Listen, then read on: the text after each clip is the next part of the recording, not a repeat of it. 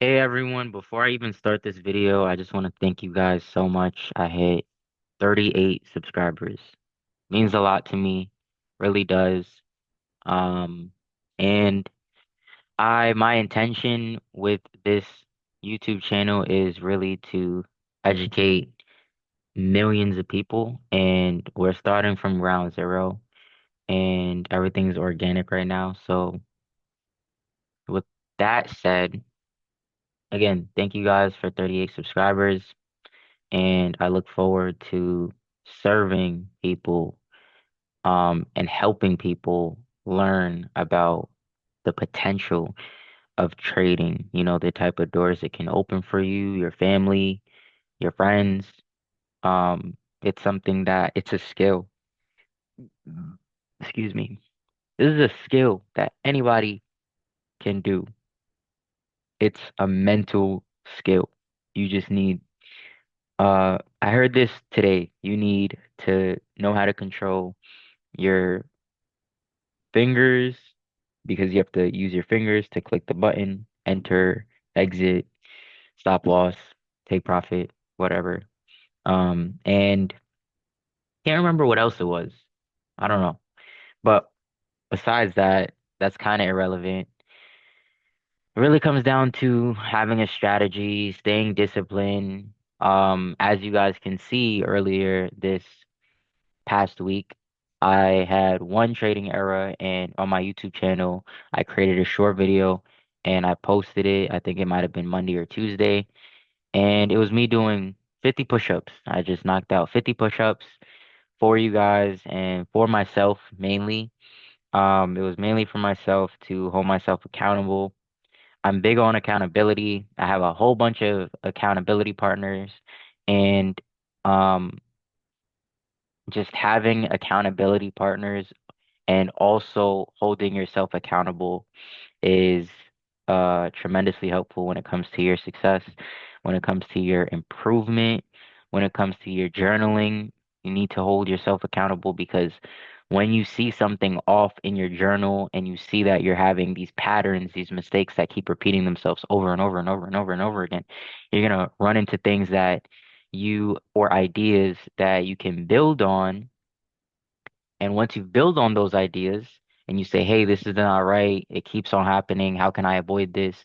For example, um, every time I have a directional bias, I always pull out once it gets in drawdown, just a little bit of drawdown or maybe a lot of drawdown, um, depending on your risk to reward. But let's say you're headed for a sell and you're in some drawdown, and every time you see drawdown, you just exit the trade immediately. But then the trade goes in your direction. Now, that's a pattern that you can see in your journaling. And when you see that the price moves in your direction virtually every time, um, now you can say, you know what, I'm gonna just set the, set and forget this trade. I'll just walk away from it. If it hits TP, it hits TP. If it's stop loss, it's stop loss. The biggest part is accepting the risk. Once you accept the risk, then there's no reason why you should even find yourself touching the trade after you've set your TP and your stop loss. So yeah, with that said, let's do a quote of the day before I start showing my uh what P&L. Quote of the day is randomness is unstructured freedom without responsibility. Again, random is unstructured freedom without responsibility. So, my take on this quote, I want to hear your take on this quote. So, drop your take on this quote in the comments. My take on this quote, randomness is unstructured freedom without responsibility, is without a system in place, it allows your mind to just think of other probabilities that could potentially happen, and it doesn't set a solid foundation, so that you're only on one side. When it comes to trading, you have to be on one side. You have to either be a buyer or be a seller until price hits your take profit. And if you're in the middle, both a buyer and the seller, uh, based on your bias, then realistically, you shouldn't even be trading. You shouldn't take a trade right now, whether it's in this pair, it's in this indice, it's in this commodity. You just shouldn't be trading this specific security right now if you think it's all a buy and a sell, unless you're an investor. If you're an investor, then, if price is buying or selling right at this moment, it probably doesn't even matter to you because you're looking at a long-term gain. When it comes to swing traders, day traders, intraday traders, if price at the moment isn't where you want it to be, based on buying high, selling low, this quote applies to us because you need a solid foundation.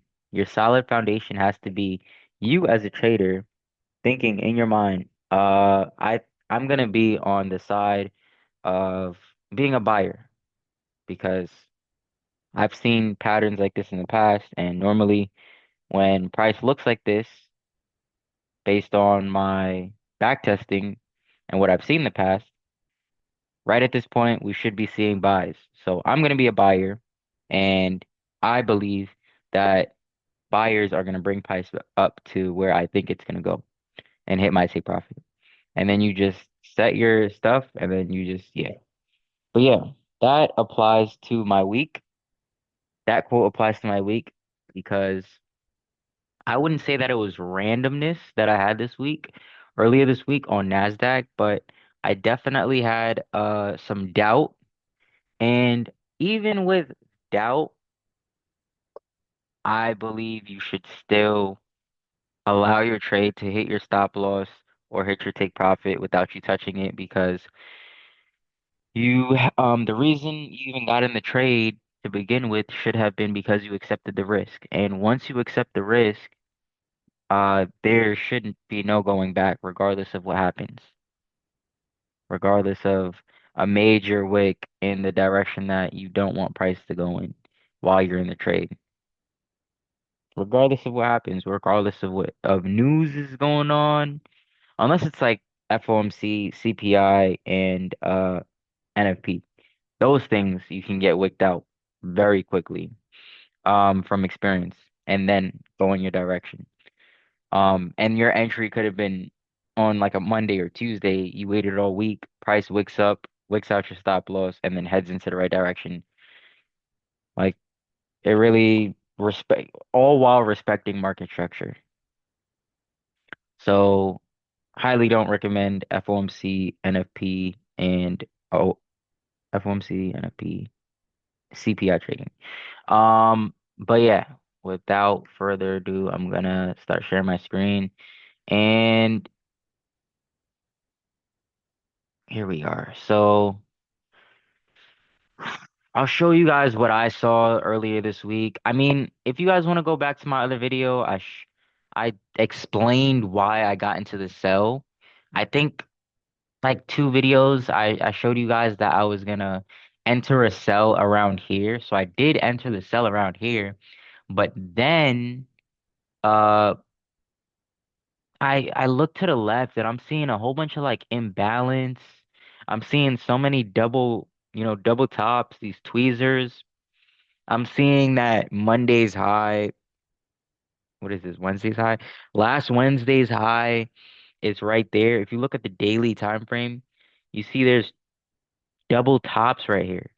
And not only is this a double top right here, but the candle to the left of the black one, this one right here, this huge candle to the upside.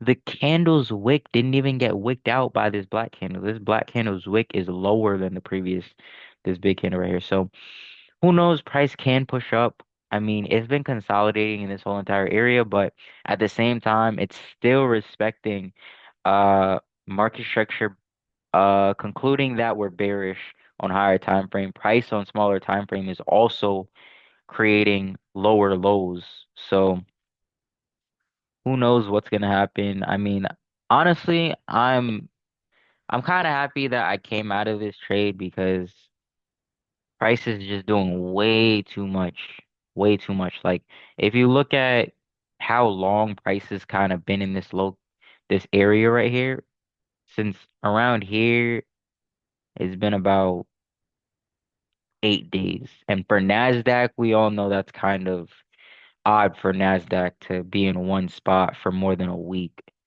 So, but um, if you're scalping this, I really don't have much to say if you're scalping this because I'm not really a scalper, but uh, you know, I mean, 4 hour time frame. Hmm. Oh, 4 hour high. Okay. Yeah, I mean, price can still. I'm gonna put an alert here just in case, because I don't know what's gonna happen. But for whoever held on to their sales, congrats, because you should be in profit as long as you held. But yeah, that's how my Nasdaq trade went. I had to do push-ups for that because I went against my trading plan by how I went against my trading plan is by pulling out of the trade. I pulled the cord. I came out of the trade. I exited the trade instead of just letting price do what it wants to do or do whatever the people who are moving the markets want to do with price. Um, I was in for sales, and I would have been in profit right now, but I let my inner thoughts take over. Uh, what am I? Okay. So the AUD NZD trade, it hit TP. So I don't even know what this right here. Oh, I was expecting price to push back up into that area, I think. Let me delete that. Last week I got a TP. I got a W on this trade. This week I got a W on this pair as well. So I got a W last week on this pair. I got a W on this pair this week as well. Uh this was my I'm gonna show you my I can show you guys Notion too. I can show you guys Notion. That's not a problem. Look at this. Where's Notion? Oh, okay. So here's the Nasdaq trade. So this is where price was. I shorted it, literally right there. I shorted it, and then you can see price. I did price on a 30-minute daily time frame. You can see I shorted it, but I didn't update it. So honestly, at this point, it doesn't even make sense to update it because I would pretty much just be saying that I'm up in profit when I'm actually not even in the trade anymore. I did the 50 push-ups for pulling out, so I'm really not even worried about it anymore. But let me show you guys my AUD NZD trade. So this was when I was about to enter. You can see price on the 15-minute time frame. It created a market structure shift. And from there, I sold. So I sold right there. This is the 4 hour. So you can see my stop loss, my take profit is the low right here. I figured that where is it? Is it? Oh yeah, yeah. I was thinking maybe price could also come down here, but during the day, I think it was like in the morning. Oh yeah, right here. It was like in the morning around like what was it, 5 o'clock? 5, 6 o'clock. Price was like right here, and I'm like, okay, I'm tired and starting out starting out with building this $150 account, I realistically shouldn't even be looking for holding trades for long. That's gonna go against my trading plan. Um because my trading plan is to just go from internal to external. I mean, not that that's not internal to external, that is internal to external, but it's just hit take profit, which is a low or a high. Um and if I'm targeting a low, then I might as well just keep my take profit here. And that's what I did. I just left it alone. And then by like 7 or 8 o'clock, price I woke up around like I feel I might have woke up. Yeah, I woke up around then. And I seen that price hit my target.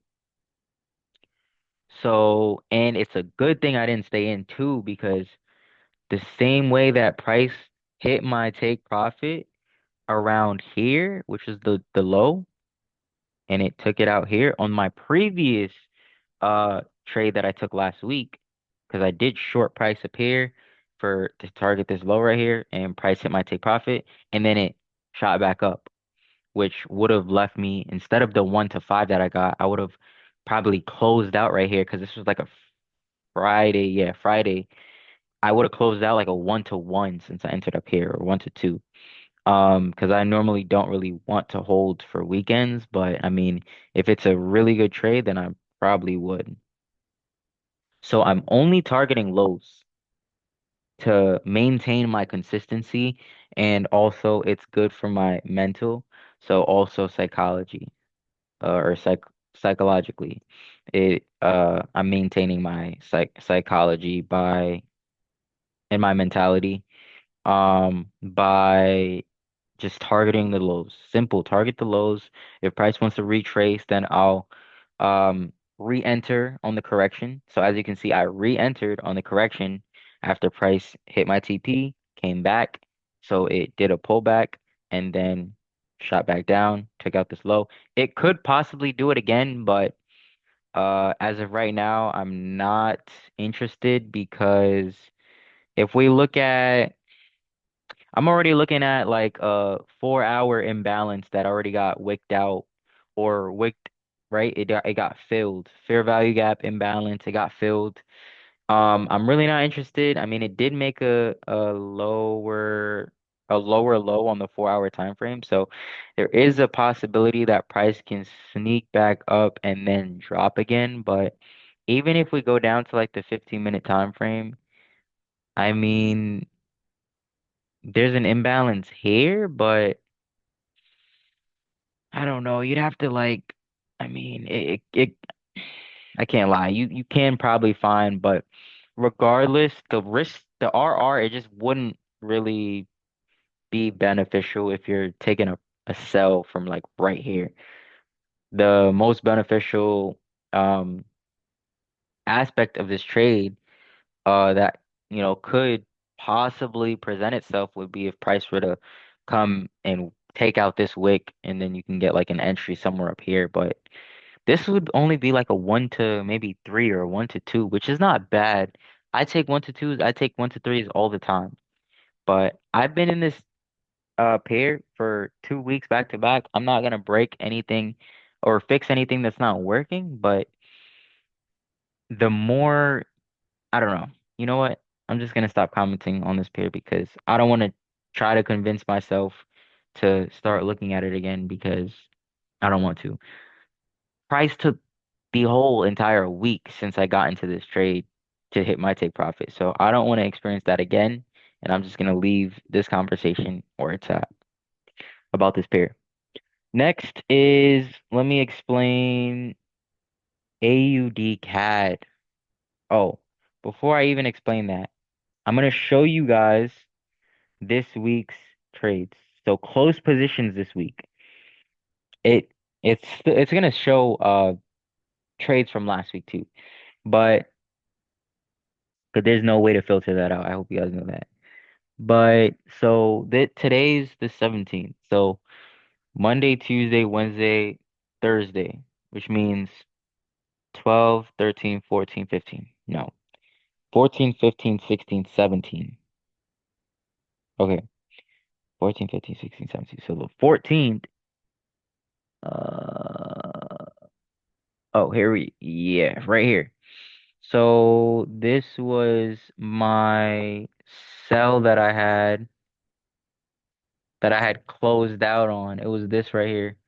So I closed out on this sell that I had on Nasdaq, and this is the exact trade that I was telling you guys I had to do 50 push-ups for, because I exited the trade instead of letting it run. And I would have been up in profit, but I'm not, because I came out.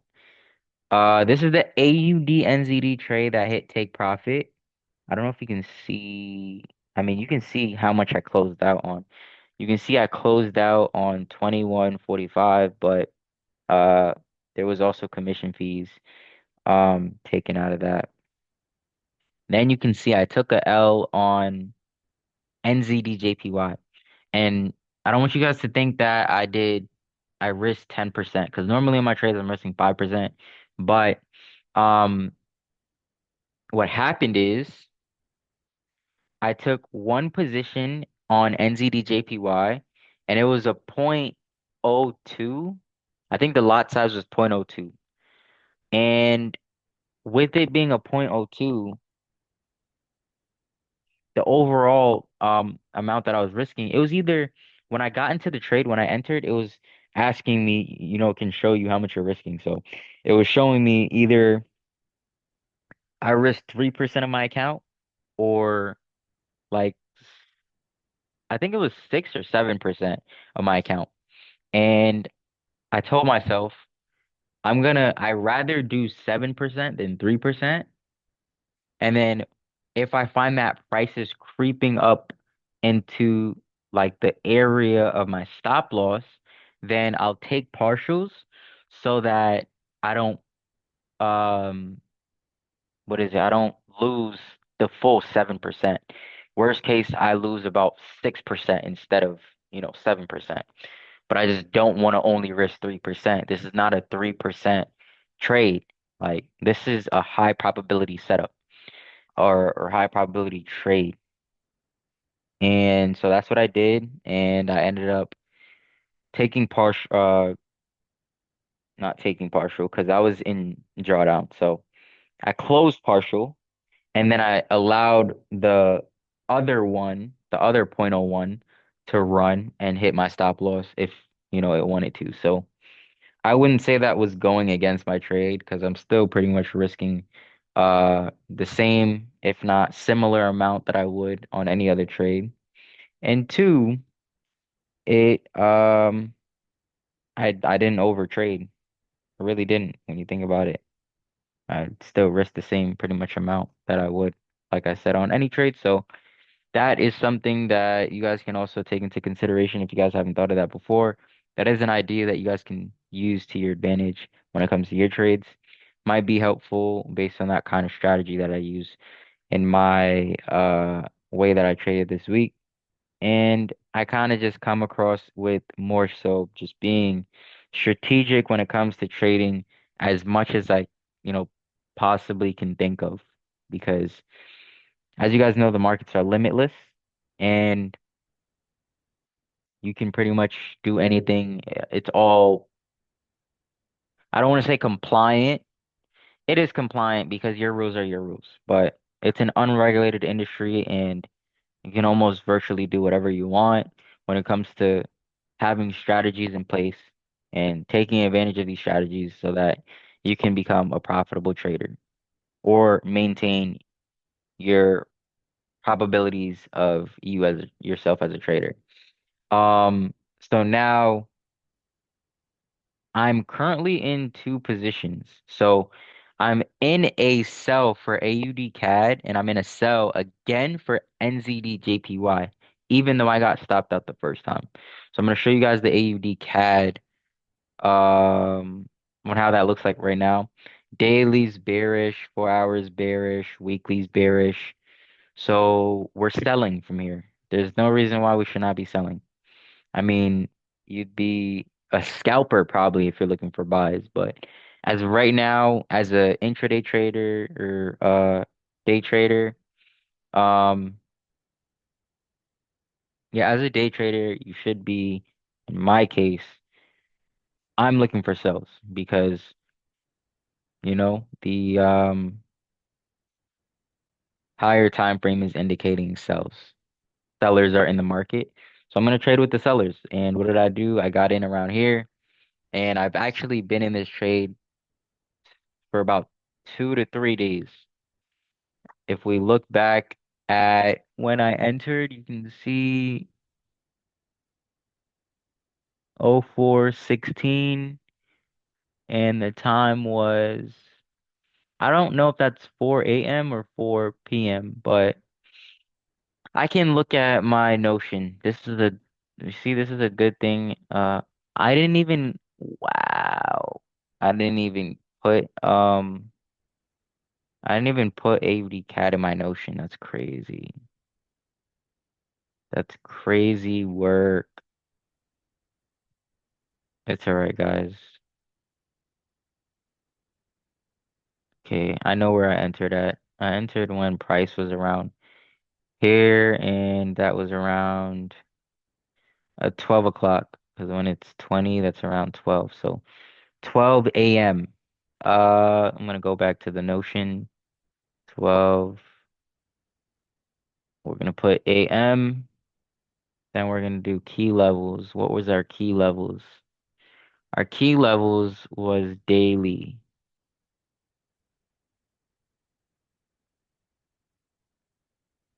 Might have been 15. Um, Trading view. Oh, and I'm gonna delete this. Really no need for that. All right, so we're gonna go first. We're gonna do weekly because the weekly looks fire. Like I like the price action and how it's looking on the weekly time frame. So first we're gonna do that. I'm gonna put this here, include this link. This is the this is the photographic real estate that every trader needs. These screenshots of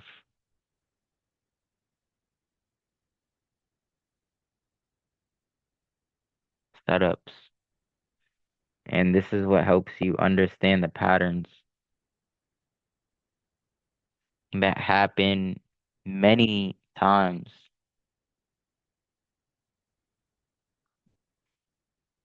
Daily's bearish.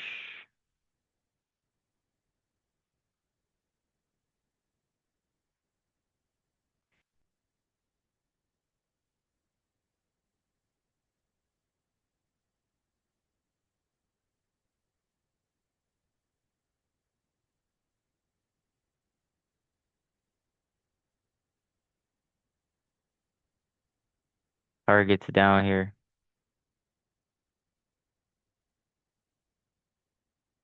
I mean, I don't know how long this is gonna take for price to get down here, but today's Thursday and who knows? It could take 7 days, it could take 2 weeks, could take 3 weeks, could take a month, but it's better for my psychology because this is at the end of the day, this is a 1 to 10 at the end of the day, so I'm really not worried about it. Um, at the end of the day, it makes sense. I'd rather take a 1 to 10 trade than a 1 to 2 or one to, yeah, 1 to 2 trade on a scalp and then have to keep on chasing these highs and so many lows that are coming into my psychology, you know. Uh, it makes sense to some people and it also doesn't make sense to others, but for those people who do swing trade like me, then you get what I mean. But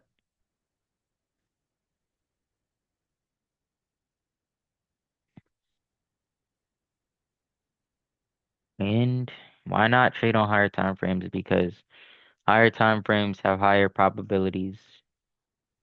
Higher time frame is way more respected than it is on the lower time frames. But yeah, I'm in this trade for sell and then NZDJPY. Uh, so being that I got stopped out on the NZDJPY pair, you can see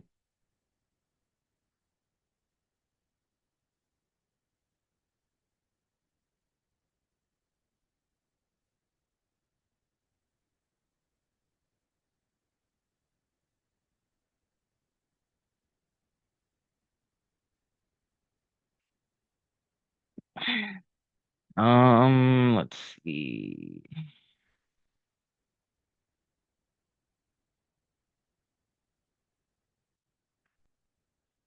Oh, yeah, so this is that NZDJPY pair trade.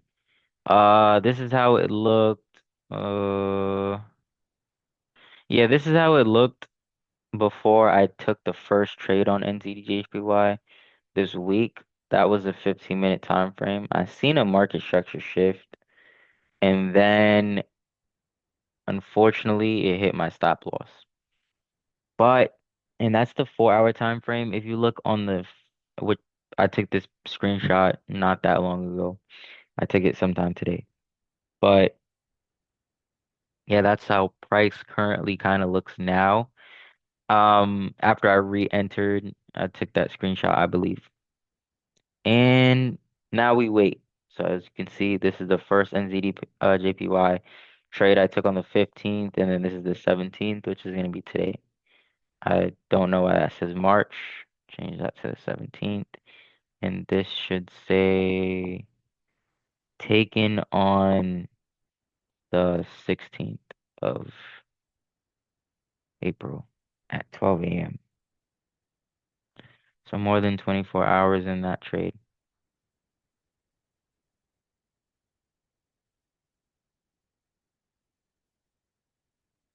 Here we go. Perfect.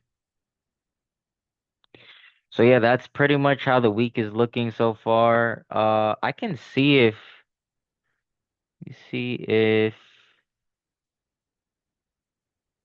I got anything else to show you guys. I mean, I did pull this out.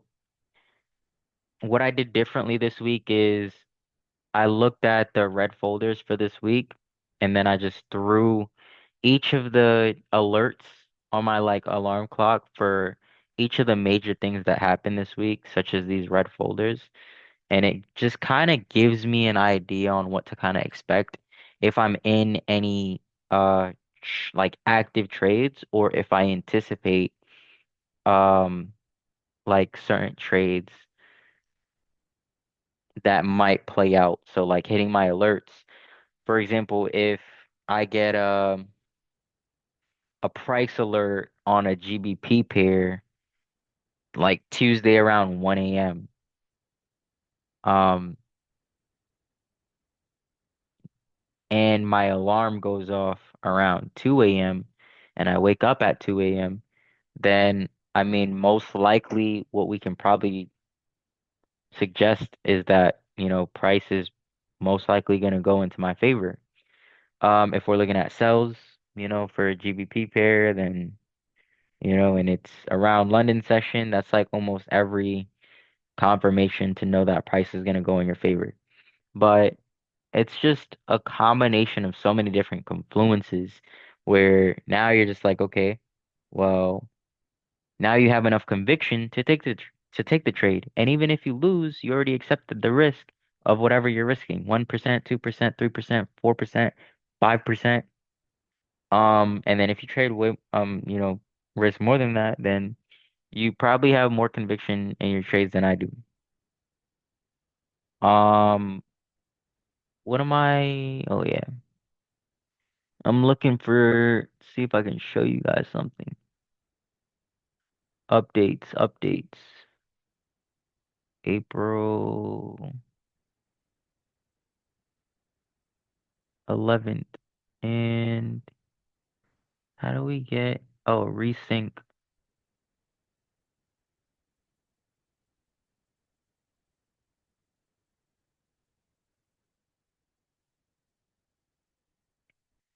All right, bear with me guys for one moment. I'm trying to load something here, but it's taking a little long. If it doesn't load within like the next 60 seconds, then I might just wait until the next video to show you guys.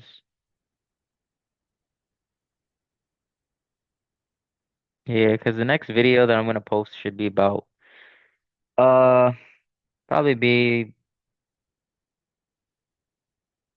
Friday or Saturday.